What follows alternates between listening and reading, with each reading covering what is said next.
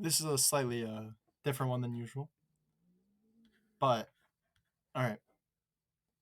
So I have a theory for one of the movies I did a review on.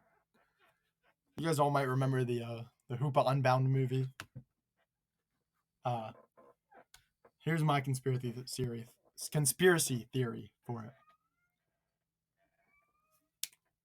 All right, deep breath. Because we are officially entering Pokey Illuminati territory. The Pokey elites don't want you to know this knowledge. Okay? Now, you can't tell anybody I told you this.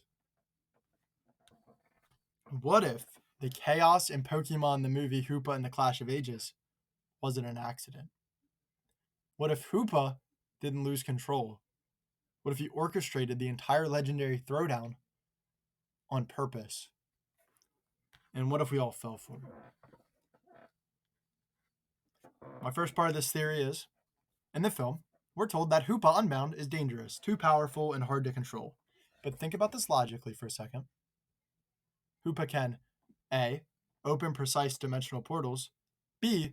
Choose exactly which Pokemon to summon, C. Send them back instantly, and D. Target specific locations.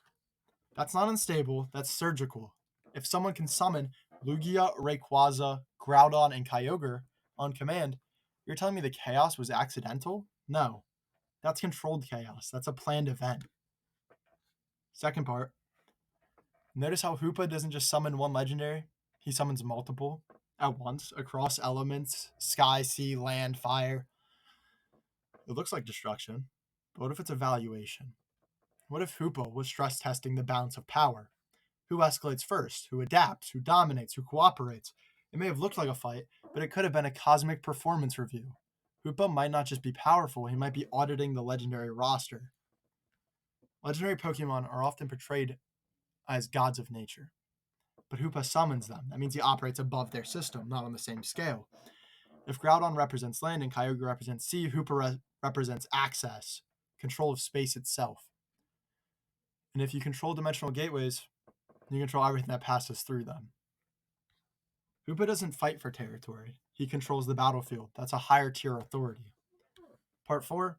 Hoopa's confined form acts like a hyperactive child, snack-obsessed, playful, slightly chaotic. But what if that's intentional misdirection? If you're being capable of summoning gods, it benefits you to seem harmless, doesn't it? Because then nobody expects it. Nobody fears the donut-loving little goblin man until he grows 6 arms. The personality switch isn't instability, it's removing the mask. Part 5. Why is Ash there? Tell me this.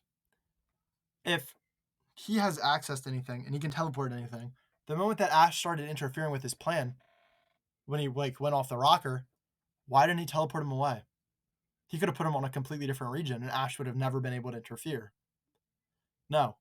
Out of the entire world, why involve someone who has repeatedly interacted or stopped legendary Pokemon? It's because Ash has proven bravery and shown restraint, and then also helped restore balance multiple times. What if Hoopa didn't summon Chaos? What if he summoned Ash? Maybe Ash was part of the equation, a stabilizer in Hoopa's experiment. Hoopa might not just summon Pokemon, he might summon outcomes. Here's the wild part. What if Hoopa is a failsafe? If legendary Pokemon ever tip the balance too far, Hoopa can just pull them out of their environments, neutralize their escalating conflicts, and recalibrate the power structure. The battle wasn't destruction, it was recalibration, a system update, and we watched it thinking it was chaos. My final conclusion, Hoopa didn't spiral out of control, he demonstrated control. He assembled the strongest beings alive, observed their reactions, allowed conflict to unfold, restored order, and then returned to snack mode. That's not reckless, that's strategy. That's GOAT level dimensional management. All right. Now, my believability rating on this, I don't know. It's kind of sketchy, but let me break it down. Hoopa clearly has intentional summoning ability. Hoopa shows awareness and strategic placement.